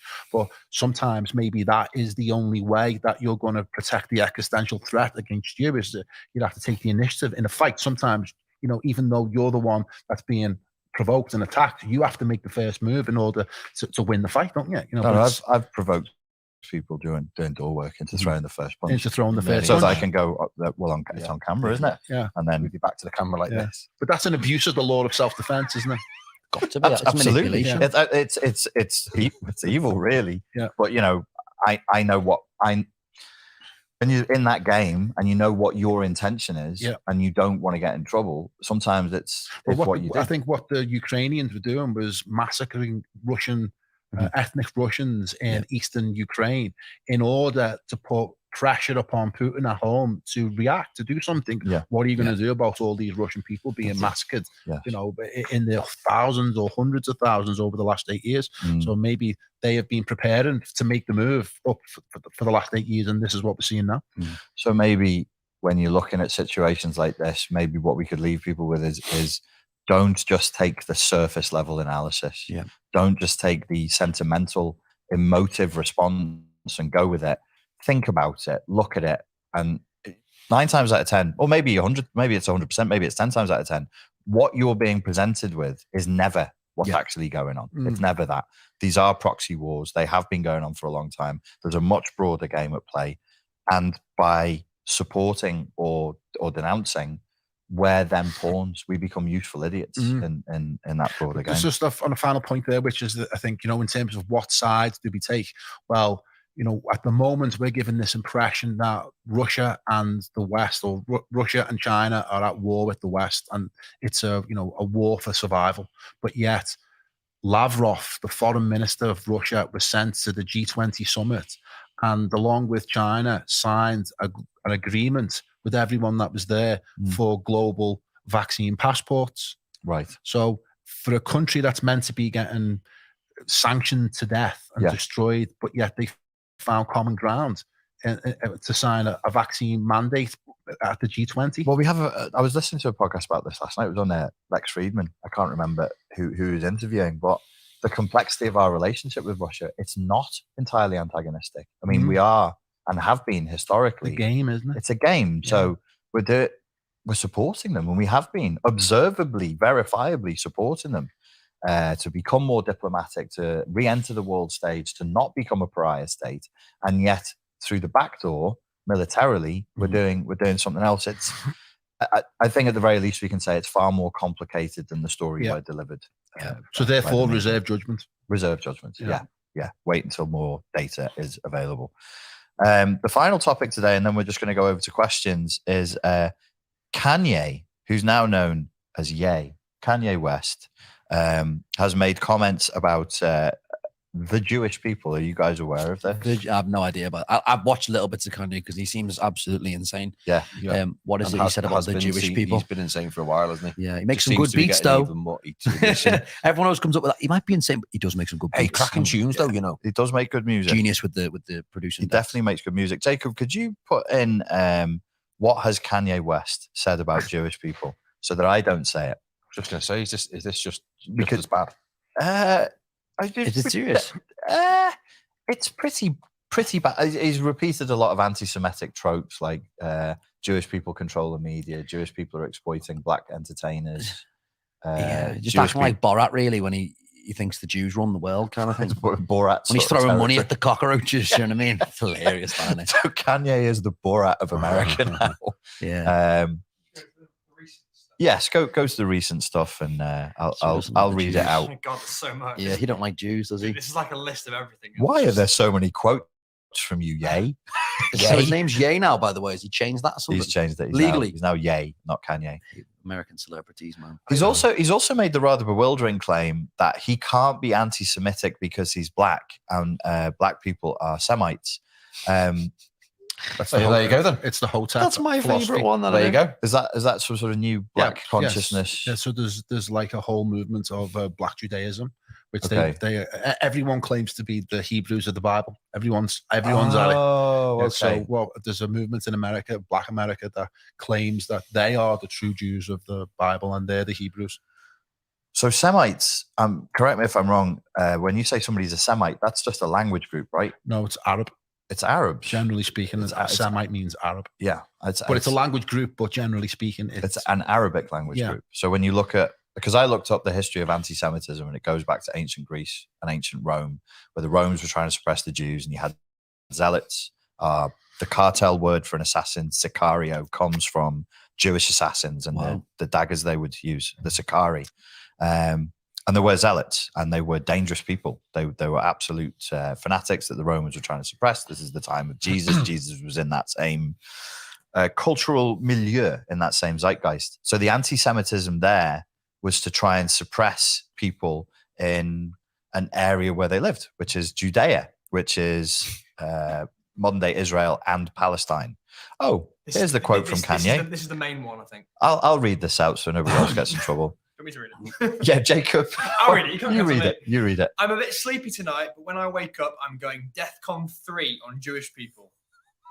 What's DEFCON 3 in the American It's level like of there's DEFCON? It's the Full level of DEFCON. emergency. It's That death. seems quite high. I just say One's the highest. It's Oh, okay. So Yeah, it's not so doing you- too you bad. speak It's quite never been reasonable death, there. has it? okay. It's not death. The funny thing is, I can't actually be anti-Semitic because black people are actually Jew also. You guys have toyed with me and tried to blackball anyone who opposes your agenda. What's blackball, guys? I'm not too good on. I try and avoid American. No, blackball is like they've ostracized you. Cancelled. Just get rid of you. Yeah, you're effectively cancelled. So He's a bit sleepy. well, he's sleepy, so we'll let God it go. bless him. We'll just go asleep. Go to bed, yeah. Put your phone down, yay. Go to bed, yeah. Go asleep. Have a nice sleep and wake up and see if you still want to send that tweet. So he seems to me, when I've seen him in an interview, obviously he's very, very intense. He's highly narcissistic, probably bipolar. And I think that is affecting his thinking around this. These are paranoid delusions. These are ideas of reference that he's going into. But it's an interesting situation, isn't it? Because you have somebody in this situation who's basically engaged in full-blown racism. This is racism. If you're making negative statements about a group of people based on skin color, ethnicity, religion, if that's not racism, what is? Mhm. What is? He's not being accused of racism, though, is he? Why not? Because the term is specific. He's being accused of being an anti-Semite. Right. So so they've got their own term. Actually, for you to even say why he's not being accused of racism could be problematic, couldn't it? Yeah. Because I'll say it. There's a belief amongst left-wing radicals that racism is solely a component of a power structure, and it's only something that certain ethnicities can do to other ethnicities. White people can be racist to black people. Black people can't be racist to. It's just nonsense. The oppressed can't be oppressive is kind of the attitude. Isn't Sounds pretty racist to me. Yeah. You say potato. Yeah. That's the way to deal I with say it. potato. Don't. Here's the message: don't be horrible to people Yeah. based on their Stop being tight. on their group. Dave Chappelle had a really, really good piece on Saturday Amazing. Night Live on Absolutely this, amazing. and very, very funny, very, very insightful. He didn't throw Kanye under the bus, but he did say there's two words that you probably shouldn't bring together when you're speaking in public, and those two words are the Jews. So don't make generalizations about people. The It is- Jews. It's not wise. Just to let you know, we've got 50 minutes left. Yes, sir. Wow. We do. Do we have a whole other topic to get through? Oh, yes. Okay. I can't miss David. Radio. Could you pull up the David Icke story, please? Yep. Here we go. Why did you go Australian? Did I? Yeah, you just went radio. Radio. So David Icke, conspiracy theorist, they say on BBC News, teller of truths that are uncomfortable, I would say, banned from the Netherlands. So David was going to speak at a peace rally, and Holland decided that what he was going to say would potentially incite violence. So they banned him from from entering the Netherlands altogether for 2 years. Somehow they have the power to make sure he's banned from entering the EU altogether for 2 years. So there's now 24 countries that David Icke has been banned from entering for potentially saying words. Mm-hmm. Is this the action, I ask you, of a modern Western liberal democracy, Mr. Wilson? Absolutely. I was going to swear again. Absolutely not. It's I Barbarous. can't even get my head around it. The kind of the magnitude of this guy's going to speak. Yeah. He's going to say things. Yeah. But now he's banned from Europe. Isn't it? That's what the fuck. That's basically That's nuts. ban him from Europe. No, get out. It's the same Xbox Live analogy come in? again. No. Yeah. Kick that David out. He's doing Yes. it now. Yeah. Get out of the party. This is not a power move. No? This is a weak move. You think Yeah, so? I'll- This is a desperate move because for them to do that shows that they cannot sustain any type of criticism at all. And they've got Right. to go to the unprecedented extremes of banning a man who's, in his 60s, he's a journalist, he's a writer, he's an author that just wants to come and pass his opinions. Yeah. Got a little bit more context to it, this story. Go ahead. There's a Dutch politician who called out members of the Dutch parliament in an open session and said, "You are agents of British intelligence," Okay. right? And they all got up and left the room, right? All of the politicians got up and left the room. And it's that politician that David was in communication with. And I think he was the one that invited them over to go and speak. Oh, Right. So there was, okay. so there's this, trailblazing Dutch politician who's Yeah. calling people out. And I think he was gathering momentum, and this was an attempt to stop any momentum that he was building. But Yeah. all it does is it puts eyes back on David Icke, doesn't it? Yeah. Everyone wants to know what he's got to say because Yeah. anyone who's banned, they've Yeah. obviously got something interesting to say, haven't they? Very interesting. Yeah. Mhm. And that's what's called the Streisand effect, isn't it? When someone tries to ban something, I think Barbara Streisand tried to ban a photograph of a house that was taken by paparazzi, Yeah. and all that happened is that photograph just Everyone went all wants to over see the it. world. Yeah. Yeah. Yeah. So that's not a power move. That's a move of desperation in my view. 100%. Yeah. Those Everyone wants to members see it, yeah. of the Dutch Parliament are British agents. I recruited them. 100% are British intelligence agents. Tyler, what do you think? Don't you think it's weird that I don't know who runs the BBC, like the top guy or the governments or whatever, but don't you think it's weird I that know that they protect paedophiles. for they definitely do, decades. and Jimmy Savile. But like, don't you think it's weird that they is such a hard term to coin? Is like, who's they? But don't you think it's weird that they can say, we are that scared that you're that stupid that if we put this dude in front of you, you're going to go and act just Yeah. utter chaos. Yeah. Do people not realize how stupid that makes them think we are? Yeah, That you're that stupid Andrew Tate or David, like we're that scared you're that stupid and going to do what he's telling you to do. We're going to keep him away from It's you. that 40%, isn't it? That What they're is trying that? to, they're Who are they trying talk- to suppress. Yeah, who are they But talking he's, to? he's only speaking to the converted anyway, really, isn't he? Yeah. It's not like David Icke's going to go and speak to a brand new audience. It's Yeah, like yeah, yeah. mostly He's people who are hardcore. already on it anyway. Yes, yeah. Do you think the 90s, like David Icke could get a talk show and it'd be like, I remember like aliens, like infographics, like they'd almost like go, hey, look at this David Icke. And you'd be like, you make your own mind up. Yeah. Now it's like, he's saying similar stuff like Jews control the world and all that, but it's just like, But he's never actually said that, to be fair to him. I was just read that what I wanted to read he's that never- bit. That's the A Jewish group. but that's what they're using to, They're using they're that. using that to mount the It's attack. a He's- mischaracterization. he's He just never got said me that. good there, didn't he? See that? Yeah. That's how it happens, guys. That's Be how it careful. happens. Be Got ya. careful. They've got you. got me good. What did David Icke actually say?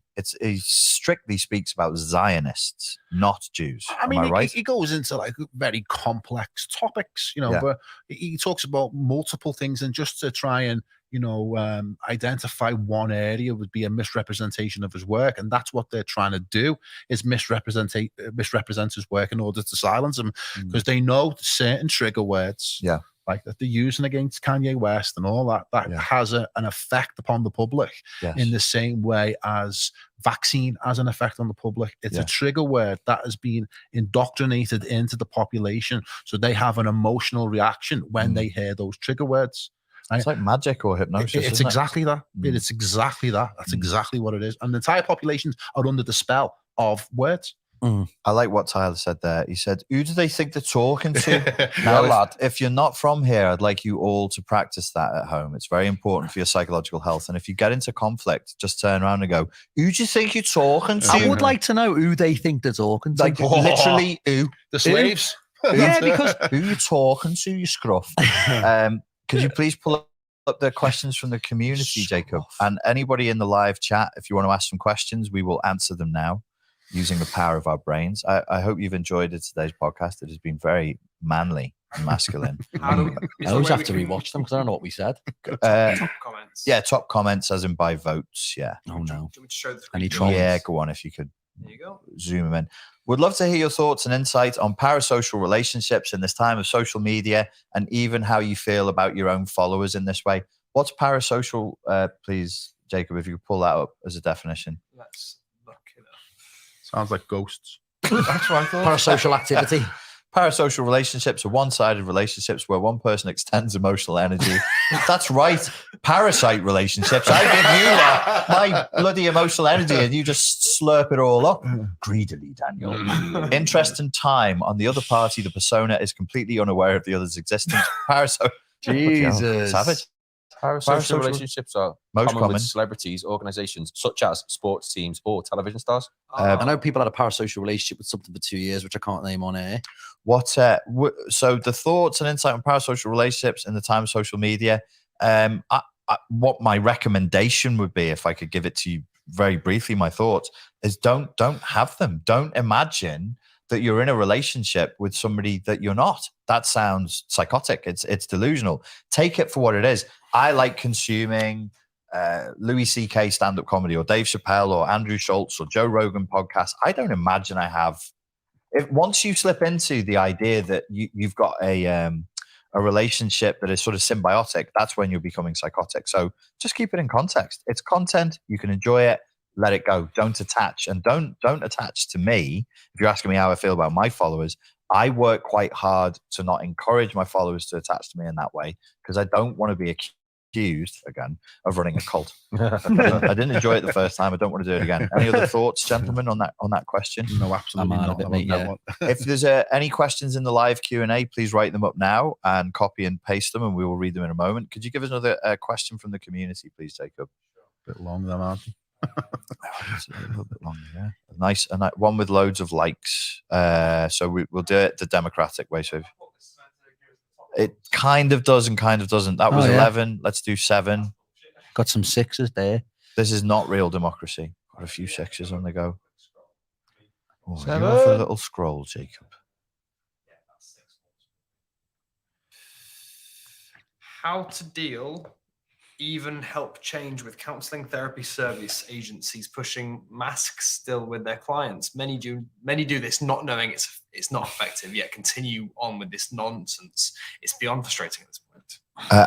I don't know which country or state or wherever you are. Refused, though.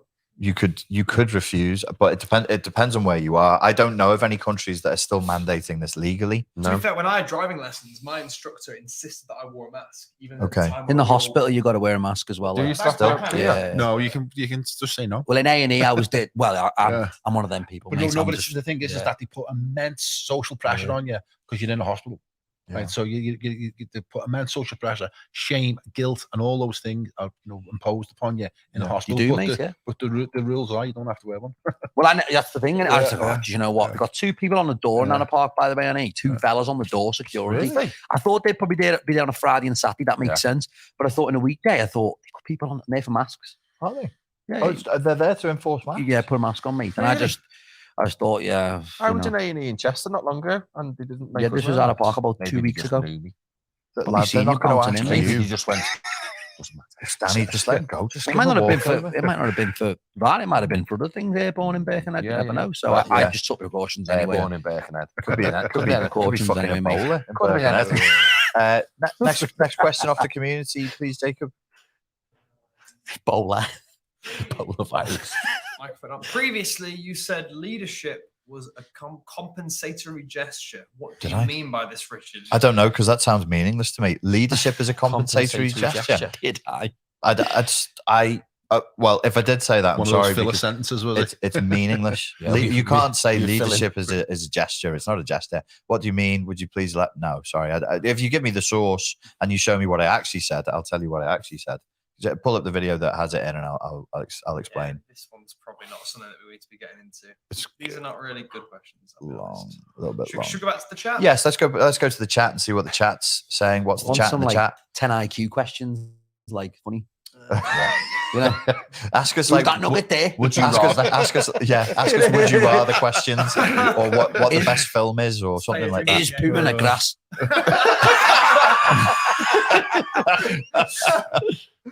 Yeah, he is. I went to see Smile recently, which is a new film at the cinema. I nearly walked out. What a terrible film. Really? What an absolutely appallingly written, appallingly acted movie. Awful. Don't Smile? see Smile. It's supposed to be a horror movie.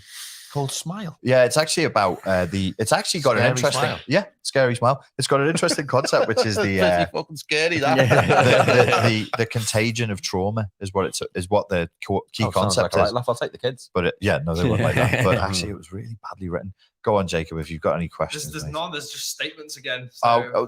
Pull up a statement, please, folks. If you could write a question, one sentence long, have it end in a question mark. There are some from the first round of questions, but I don't know if these are really going to be that much relevant. A lot of people are asking about the Technical Croissant podcast and whether that's coming back. We shall see. We shall see if Tentacle Croissant makes a return one day. Any other questions? Do you see the synchronicity between narcissistic shared fantasy with an individual and the government shared fantasy with the masses? With a question mark and a pointing, just so we know this question mark. These are the question marks. Hey, Nikki, who do you think you're talking to? Hey, who do you think you're talking to, you scruff?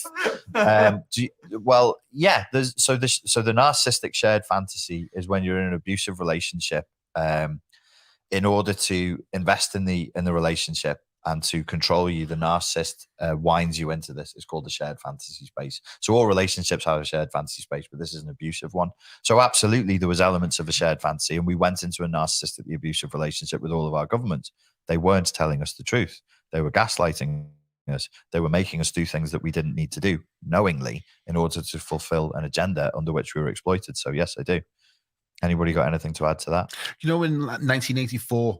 Yes. Yeah. Love that book. Remember that? It's just so prophetic, isn't it? But you know, 1984, when Big Brother tortures and traumatizes Winston Smith. Yes. And then all Winston Smith wants at the end of the torture session is a cuddle Yes. off Big Brother. Yes. And Big Brother gives him the cuddle. Yes. And I feel as if that's what's happening in the government relationship with the population. It's the film is good as well.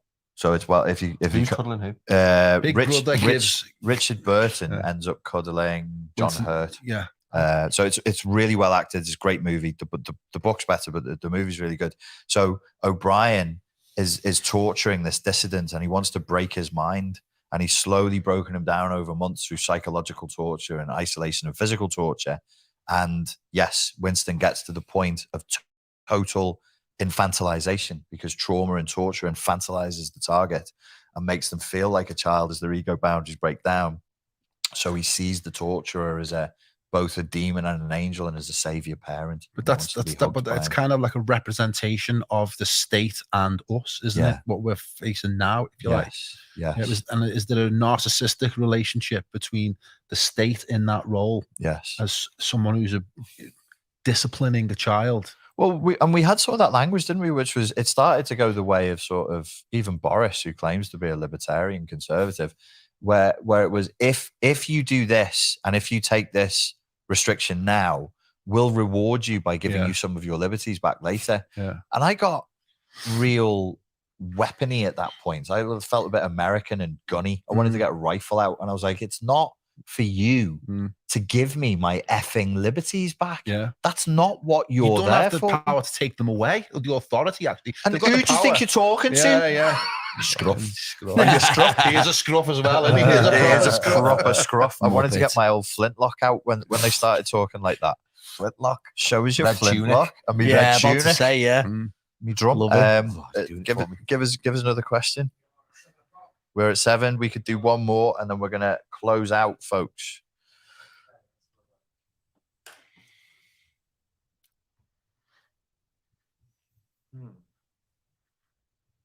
If you see any, feel free to read them out. I can't. I haven't got my glasses, mate. I can't see. I can see quite well, but not.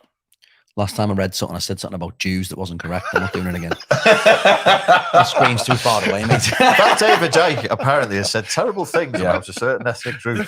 There's a lot that would warrant quite long responses, like your view on trans issues, your views on. Oh, hey, things. we've just gone through this entire podcast without getting cancelled, and you want to bring up the trans thing? No. What are your ego? What are your opinions on Putin's judo? From what I saw, he seemed well. Listen, judo, right? He's a black belt, and it's hard to be a melt in judo because the especially in the age that he did it, because he got his black belt. Didn't he years ago. withdraw his certification? Did he? Yeah, during the sanctions. I think there was the Japanese. Where they took it off him. They took it off him. They even took Give his us it back. judo, mate. Give us your belt, mate. He took his judo. Look, Stripping this man of everything.